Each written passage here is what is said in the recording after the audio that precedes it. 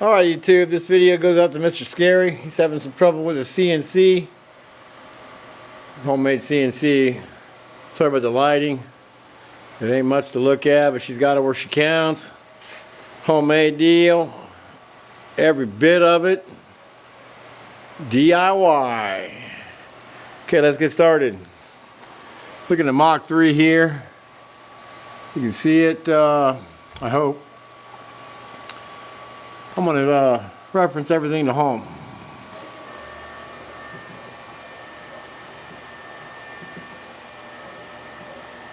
That would be the front of the machine, the way I put it together. Comes towards me. Now it's moving on the x-axis. It's counting down negatively on the x. Everything verified okay. Now we're going to run it out here.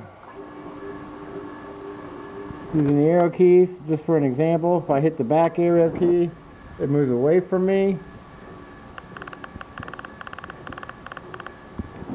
And if you notice, it's adding on the y-axis. If I hit this arrow key, it should count towards me and start counting down to 0 or subtraction.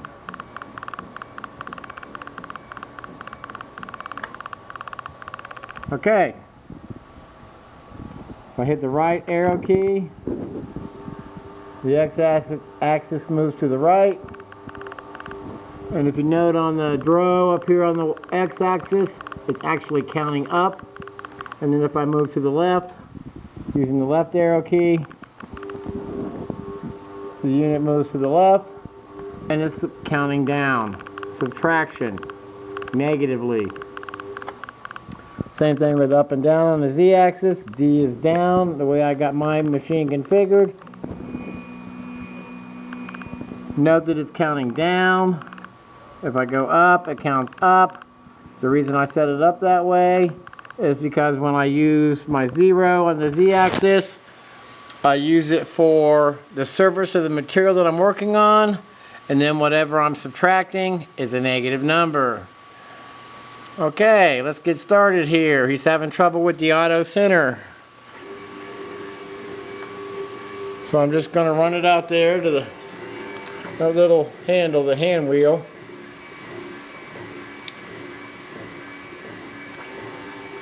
Got a water-cooled spindle there. Love that thing. Going to drop it down.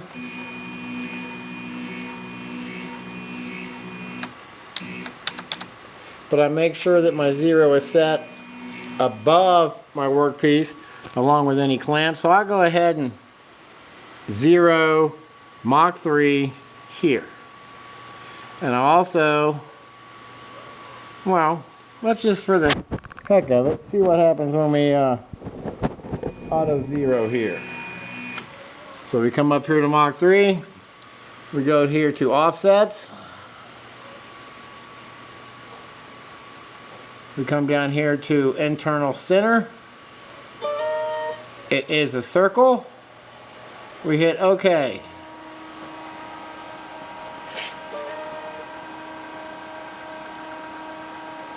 I'm running a Pentium, or not a Pentium. I'm running an Intel i5, 8 gigs of RAM. Oh, I didn't go low enough on the Z. Alright, so we'll stop that. We'll run it back.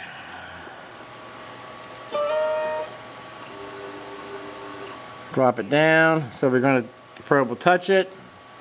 And we'll try it again. It is a circle. X, Y. It'll do the X first and then the Y. Okay.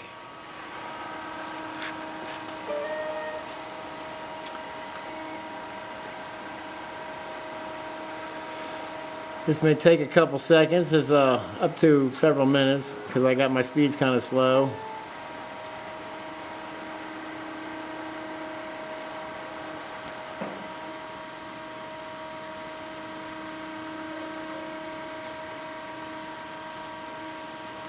Mind you, that part's just sitting there. It's not bolted down or nothing.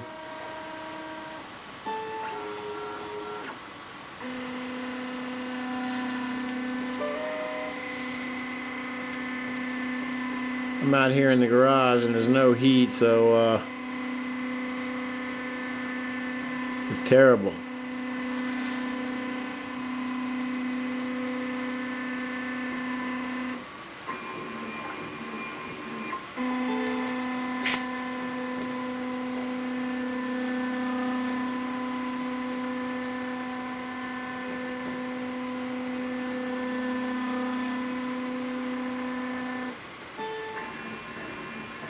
Water cooled 2 kilowatt spindle with the R20 collet. Got the spray unit on it. But like I say, it's all winterized because I ain't got a lot of heat out here. I got a jet, but don't like to run this in the winter. It costs too much to heat this 60 by 50 building up, as it's not insulated.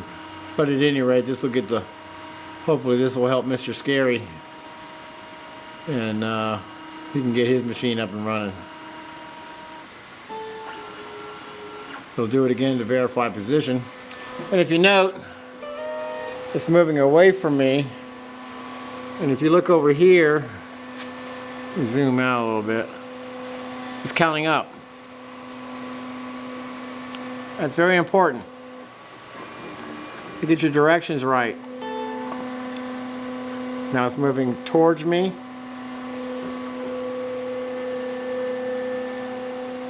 Very slowly, but I assure you that it is.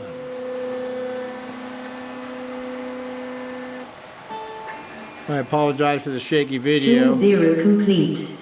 There it is. It's zeroed. Okay, now let's take a look at the code. Go up here to operator, click it, edit button script. And if you notice, they're all blinking. They're all flashing. All the buttons are flashing. So you just pick which one you want. We're going to go hit with the internal center. Going to blow this window up. And there's the code.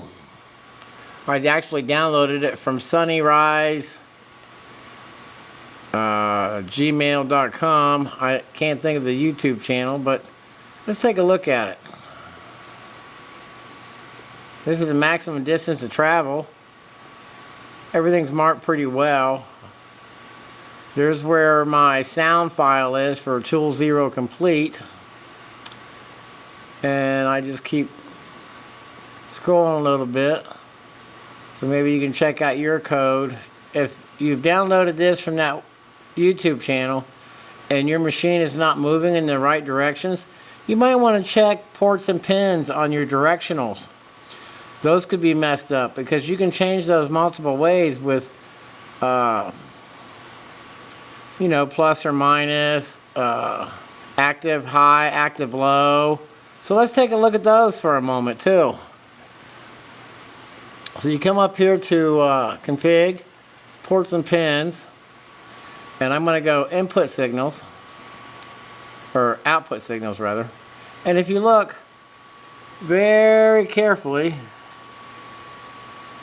if I can zoom in a little bit,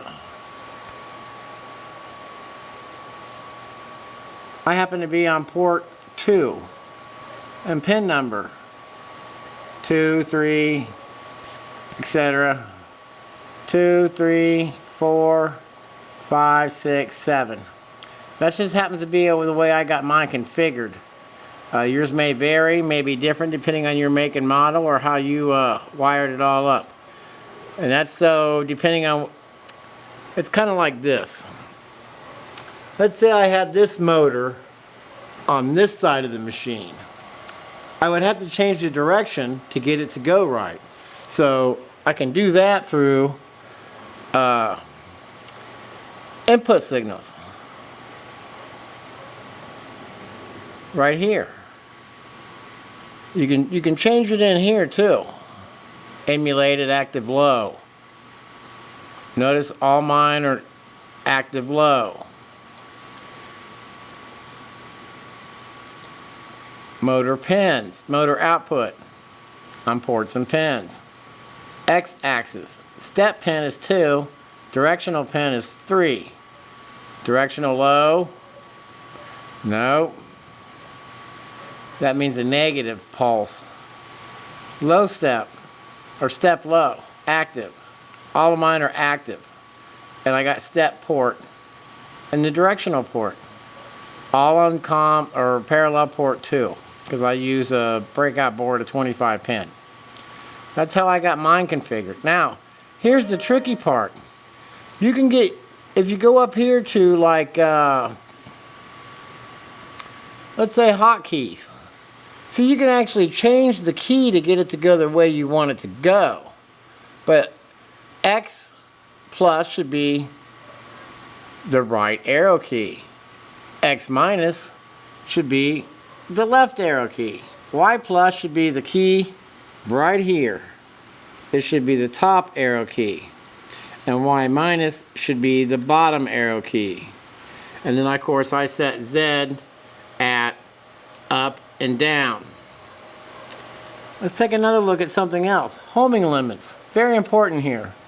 Homing limits. If you notice how I got it configured, it's because I need to configure it this way because of the way my motors are set up on my frame and the direction that they turn. I'm using a 0.5 lead screw. It's 1/2 inch thick and it's 1 turn to 1/2 inch.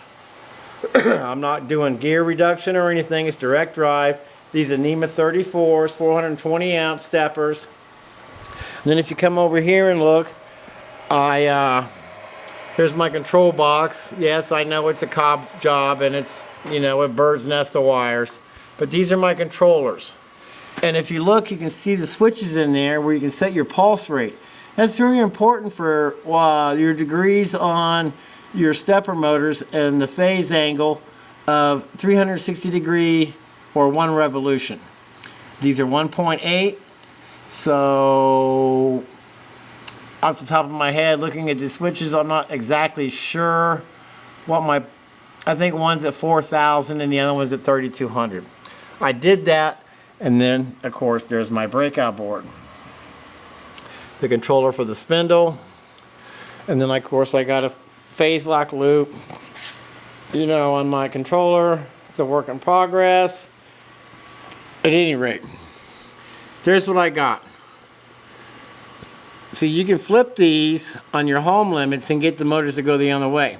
For an example, just for the heck of it, I'm going to flip this one, X, to reverse. Now when I go back up here and look at my stuff, now if I move my X to the left, see, my machine is actually going to the right. If I hit the right, it goes to the left. And then notice the dro, it's backwards. But I could change that in ports and pins.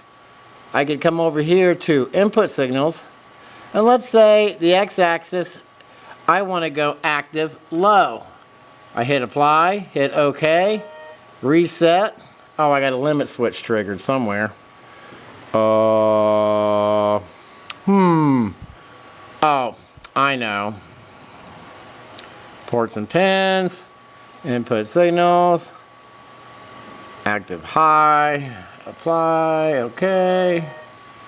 Yeah, okay, that was for, I don't know what I was thinking. But at any rate, you got to make sure you get them going the right way. And the good way to verify that you have all your configurations set properly, is to go to your MIDI, reference all to home, and we'll take a minute and I'll show you this. My machine is not verifying its position right at the moment because it's cold, it's on wheels, I can move it around, it weighs a ton. And I haven't leveled it, but you will get the idea. I'm going to go ahead and stop this, and I'm just going to jog them over there. Oh, see? Backwards. So let's fix that real quick. Ports and pins, homing limits, reverse. Okay, reset. Now everything's back to normal. When I hit the left aerial key, it moves left. I'm counting down. I'm bringing it forward. All should be counting down, coming into the lower left corner home position.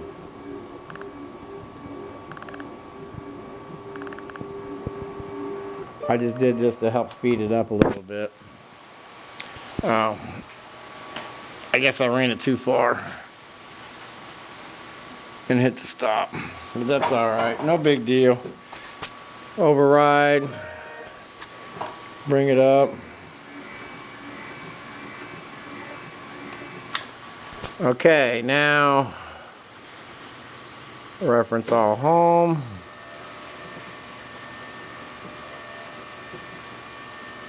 It's coming up.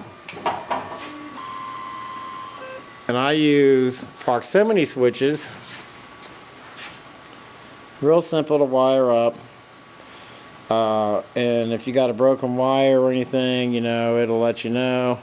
I got this here for my 4th axis. It's just on a magnet. I can take it off and set it up on my rotary, and then I can home that as well. No biggie there. Okay, now we zero these. And I'll show you how far off my machine is. I want to dereference. Reference all to home. And I verify on the machine. Everything's good. And I'll hit verify. And if you look down here, I'm off just a whisker. Not much. Just enough to really throw you off on a long run. But at any rate, that's not the importance of this video today. And I already know how to fix that. I level my machine and everything will be good to go. Diagnostics. Diagnostics is a very important thing. They can tell you all your limit switches, tell you what everything's working, tell you what your output signal status is. They can tell you the reference of like 0 all. You can reference these. It'll reference them. X, Y, and Z. Same thing with your offsets. Speaking of offsets, let's get back to the offsets. I apologize. My camera guy is out today, and I'm kind of throwing this together at a spur of the moment for Mr. Scary. I guess he's got one of them Chinese CNC machines, and he's having trouble with it. But at any rate, let's try auto. I don't know, let's just throw this block down here. Yeah, just a block of aluminum on an aluminum plate that I have my probe tied into, and then the ground on the spindle and everything, since everything's steel. No problems there. We'll jog this up. Oh. I went to hit up when I should have hit down, and I was already at my limit. No biggie. Now mind you, that's not bolted down.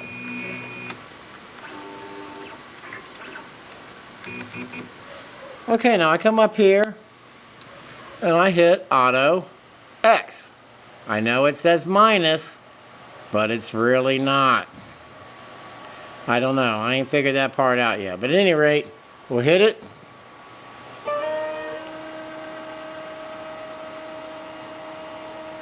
Oh, it's sliding the block.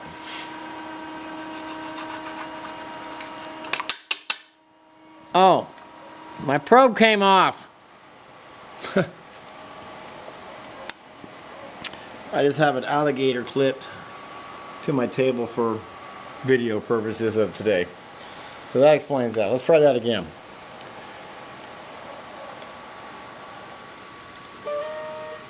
Reset on the Mach 3. Auto. Boom.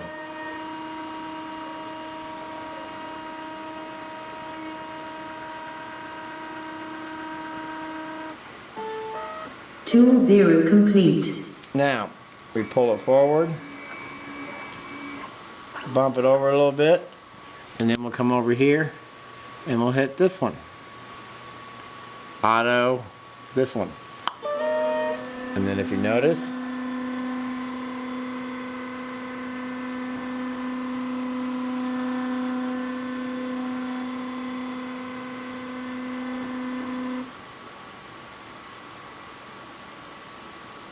well, I guess it reached the maximum distance. I must have something set in there. Like I say, I haven't played with this since this summer, but at any rate, you get the idea.